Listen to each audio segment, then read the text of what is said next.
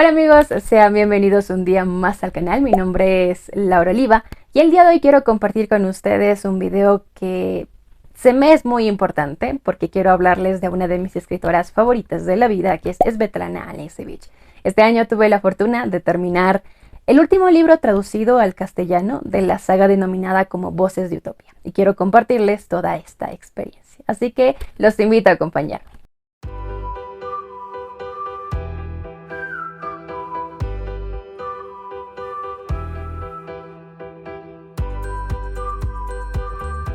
Como ya les adelantaba, en este video quiero hablarles un poco sobre la obra de Svetlana Alexievich, al menos la obra que actualmente se encuentra traducida al español. Se los he dicho hasta el cansancio. Admiro demasiado el trabajo de esta escritora. Siento que es un trabajo demasiado humano y ya se van a ir dando cuenta a lo que me refiero. Así que bueno, sin más, quiero hacer una pequeña introducción de la autora. Ella es Svetlana Alexievich. Es periodista y escritora bielorrusa. Es hija de padre bielorruso y madre ucraniana. Nació en el pueblo de Stanislav, actual Ivano-Frankivich, creo que se pronuncia de esa forma, en la Ucrania socialista, pero se crió en la República Socialista de Bielorrusia. Estudió periodismo en la Universidad de Minsk desde 1967 hasta 1972 y al graduarse marchó a la ciudad de Biarritz para trabajar en el periódico y en la escuela locales como profesora de historia y de alemán. El escritor bielorruso Alex Adamovich la inclinó a la literatura, apoyando tal vez un nuevo género de escritura en ese momento, denominado como escritura polifónica, a la cual también se la denomina como novela colectiva, novela oratoria, novela evidencia o coro épico. Prácticamente fue la creadora de su propio estilo, de su propio género literario, lo cual admiro demasiado. En sus textos, a medio camino entre literatura y el periodismo, justamente usa la técnica del collage. Lo que hace es agrupar testimonios individuales, con los que consigue acercarse más a la sustancia humana de los acontecimientos. Para esto tuvo que transformarse en una viajera, visitar casi todo lo que fue en su momento la Unión Soviética.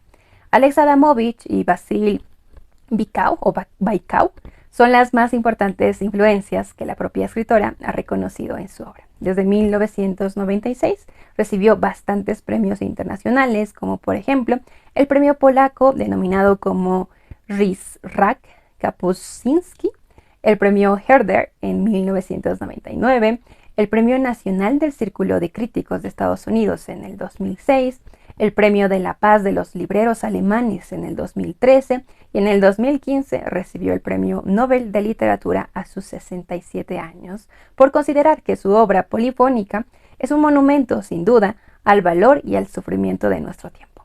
De esa forma, la autora es la primera de no ficción que fue galardonada con este premio en más de medio siglo. Sin duda es de admirar. Y por supuesto, en este caso vamos a tener mucha de su obra, no solamente dentro de la saga de Voces de Utopía, sino dentro de lo que vendría a ser el teatro. Sin embargo, la saga a la que se le da mayor realce y la que fue traducida a muchos idiomas, entre ellos el castellano o el español, justamente es la de Voces de Utopía. Tuve la fortuna de leer cada uno de estos libros, son 5 en total los que están traducidos, falta uno, esperemos que en algún momento lo puedan traducir. Y quiero empezar mencionando el libro que tengo acá, que es La guerra no tiene rostro de mujer. Es el que le da comienzo a esta saga, como les digo, denominada como Voces de Utopía, y fue publicada en 1985. ¿Qué es lo que encontraremos en este libro? Lo que hace la autora es recopilar testimonios de mujeres que participaron dentro de la Segunda Guerra Mundial, mujeres soviéticas. Cada uno de estos testimonios nos hacen pensar lo que realmente la guerra significó para cada una de ellas. E incluso es muy curioso porque cuando pensamos en la guerra normalmente pensamos en hombres participando de la misma. Acá tenemos una visión completamente diferente porque no solamente vamos a encontrar tal vez la profesión más común, que es la de enfermera, sino encontraremos aviadoras, encontraremos soldados, encontraremos técnicos, encontraremos millones de profesiones que sin duda nos hacen tener una visión diferente de esa participación femenina. Y cada uno de estos testimonios es desgarrador porque nos van a ir contando situaciones tal vez poco pensadas, en el sentido de cómo decidieron esas mujeres participar en la guerra, cómo mataron a esa primera persona, cómo fue pisar territorio enemigo, cómo fue encontrarse con el enemigo, cómo fue enterarse que ganaron la guerra, cómo fue retornar a sus ciudades, a sus pueblos, a sus casas, a sus familias después de esta guerra. Es triste pensar cómo los hombres eran tratados como héroes dentro de ese patriotismo. Sin embargo, las mujeres eran consideradas como prostitutas, como personas que no tuvieron una participación activa dentro de la guerra, sino que lo único que hacían era consolar a los hombres. Es muy triste ese pensamiento, pero era parte de la sociedad y parte de lo que estas mujeres tuvieron que enfrentar. Es un libro increíble porque nos permite acercarnos a la guerra de una forma mucho más humana, de una forma en la que quitamos tal vez ese heroísmo. Como les digo, es el primer libro de esta obra y si quieren conocer a la autora, yo les aconsejo empezar con este libro.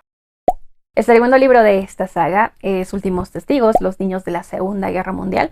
También fue publicado en 1985, también está ambientada en la Segunda Guerra Mundial, pero a diferencia del primer libro en el que tenemos testimonios de mujeres soviéticas, acá tenemos los testimonios de niños soviéticos. Por supuesto, estamos hablando de personas adultas, pero que en el momento de los hechos eran tan solo unos niños de 2, 5, 7, 10, 12 años.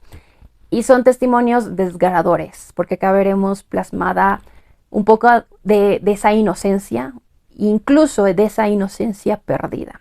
En estos testimonios nos van a contar cómo fue ver morir a sus padres, cómo fue ver arder sus casas, cómo tuvieron que escapar, cómo tuvieron periodos en los que no comían. Incluso tienen periodos en los que simplemente no recuerdan absolutamente nada. Cada uno de estos testimonios son desgarradores y nos muestran cómo la guerra vulnera los derechos de los más inocentes, de los niños, de las mujeres, de las personas adultas. Este libro es increíble en todas sus proporciones y sin duda les va a partir el corazón, pero creo que nos permite hacer una gran reflexión de lo que la guerra provoca y en esas sociedades más vulnerables que les menciono, los niños. El tercer libro de esta saga es Los muchachos del Zinc, Voces soviéticas de la guerra de Afganistán. Fue publicado en 1989 y como su nombre lo indica, está ambientada en la guerra de Afganistán. Lo que encontraremos acá es demasiado interesante, no solamente porque agrupa los testimonios de soldados, de personas que fueron en la guerra de Afganistán, sino también como que esa parte más del entorno de las mismas, de la familia. Cómo fue tal vez mandar a tu hijo a la guerra, cómo fue recibirlo. Y ustedes se preguntarán, ¿por qué los muchachos del Zinc? Resulta que en un momento determinado nos empiezan a explicar que esta guerra fue devastadora. Las personas que iban a la guerra creían que iban a tener un heroísmo muy similar al de la Segunda Guerra Mundial, pero era completamente diferente. El escenario que se vivió en la guerra de Afganistán fue completamente diferente. Y en ese sentido nos narran que las guerras, los conflictos medio civiles, se podría decir que se vivían, también eran desgarradores, eran horribles y lo que se hacía muchas veces era pues una pelea interna civil abrumadora, brutal y los cuerpos de las personas se desmembraban, aparecían por allá los brazos, las piernas, era demasiado horrible. Entonces los soldados lo que hacían, las personas del mando superior, eran agrupar estas pequeñas partes de las personas, identificar tal vez un collar, identificar un tatuaje, identificar algo específico de una persona y ponerla en estos ataúdes de zinc, los cuales eran enviados a las casas y las personas, las familias tenían que velar estos ataúdes de zinc sin siquiera conocer si el cuerpo de la persona, de su familiar, estaba ahí dentro o qué es lo que se encontraba. Si se ponen a investigar un poco al respecto, es demasiado desgarrador y acá vamos a tener un fragmento de lo que fue vivir esta guerra y de cómo las familias lo vivieron. Es un relato increíble que nos muestra lo que fue una guerra innecesaria, una guerra que incluso se convierte en un gran antecedente para lo que en su momento pasó en este territorio. Este libro también es increíble porque no solamente vamos a tener esa parte humana de esta guerra, de una guerra innecesaria que les menciono, sino también vamos a tener un fragmento muy interesante sobre lo que fue al momento de publicar este libro, como muchas personas, como que sintieron el poco heroísmo, el poco valor de sus familias, de sí mismos incluso, y pidieron a la autora borrar esos testimonios. lo cual la conduce a una demanda en la que este libro fue sometido a un peritaje literario. Yo no sabía que eso se podía hacer. Acá la autora nos explica un poquito cómo fue ese procedimiento, cómo ella tuvo que pedir perdón por haber publicado este libro, por haber publicado estos testimonios, e incluso ella nos dice muy en el fondo que no habría la necesidad de pedir perdón porque esta guerra y esos testimonios lo que hacen es mostrarnos esa parte humana, de que sí existen guerras innecesarias, de que sí existen muchos conflictos en los que los civiles participan, en los que las personas son manipuladas por el simple hecho de pensar en el concepto de patriotismo. Es un libro increíble. Si quieren conocer más al respecto, no solamente de esta guerra, de ese lado humano, y por qué fue sometido a ese peritaje literario, pues sin duda es una gran lectura. El siguiente libro de la saga lamentablemente no está traducido al español, al castellano. Esperemos que en algún punto lo puedan llegar a hacer. Lo tengo anotado acá. Tiene el título de Fascinados por la muerte. Fue publicado en 1994 y ofrece la visión de aquellos que no pudieron sobrevivir a la idea de la caída del gobierno soviético y se suicidaron. Yo creo que pinta muy interesante, de verdad. Ojalá en algún punto pueda ser traducido al castellano y podamos sumar este libro a toda esta lista. Pero bueno, sin más, el siguiente libro de esta saga tiene el nombre de Voces de Chernóbil, Crónica del Futuro. Este libro fue publicado en 1997 y lo que nos cuenta es ese periodo en el que se vivió el accidente nuclear de Chernóbil. Acá tenemos el testimonio no solamente de las personas que estuvieron presentes, que tal vez tienen una enfermedad por todo lo sucedido, sino también de personas expertas en el tema, de físicos, de la parte del gobierno, también de la parte política. Y creo que este libro nos presenta en diferentes escenarios que nos permiten construir lo que fue este accidente y tener esa visión un tanto humana, social, de lo que fue vivir cada uno de estos momentos, de esos periodos en los que se vivía en ignorancia, de cómo fue manipulada esta información por parte del gobierno para que las personas no se enteraran, de cómo estas personas simplemente a un día llegaron los agentes de la policía, los agentes militares y les dijeron que tenían que abandonar sus hogares, cómo fueron trasladadas, cómo algunos decidieron volver. En fin, son diferentes escenarios muy interesantes. La serie de HBO está basada en muchos de estos testimonios. Si ustedes vieron la serie de HBO, les aconsejo leer este libro porque va a ser un gran complemento, no solamente porque es una gran serie, sino porque, les digo, vamos a tener muchas visiones y cada una de ellas nos presenta en escenarios diferentes que nos permiten complementar y completar el escenario completo de lo que fue este accidente. Sin duda, una gran lectura también. El siguiente y último libro de esta saga es El fin del Homo Soviéticos, publicado en el 2013.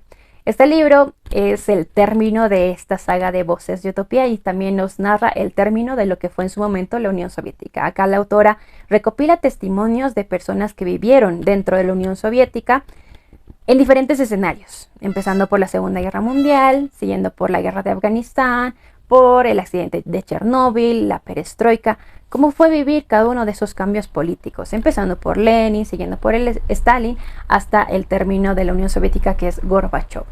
Creo que es un libro muy interesante si ustedes están interesados en el tema y conocer más al respecto del conflicto actual de Rusia con Ucrania. Este libro es un gran complemento porque vamos a tener voces ucranianas, voces bielorrusas, voces rusas, voces kazajas, y cada una de estas voces nos narra un escenario diferente, nos narra una visión diferente. E incluso es muy triste ver cómo muchas de ellas apoyaban a la Unión Soviética, pero cuando se empiezan a conocer tantos secretos que se fueron guardando a raíz de que Gorbachev dice, ok, vamos a dar a conocer muchas de estas cosas, empiezan a tener como que esa desilusión y esperar la desintegración de la Unión Soviética. Pero cuando llega esta, simplemente no saben qué hacer porque ya no son hermanos soviéticos, porque ya no son como que una familia, sino que cada uno tiene su territorio, cada uno tiene su bandera propia, cada uno tiene su himno propio y empezaron a desconocerse como hermanos.